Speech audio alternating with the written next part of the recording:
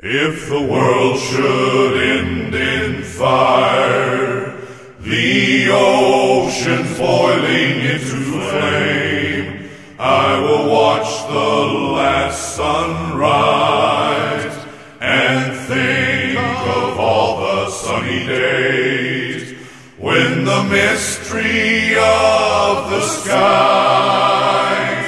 and the shifting clouds was enough to make me sure that behind the gauzy haze of life's listless dream, there's a place where time is dead.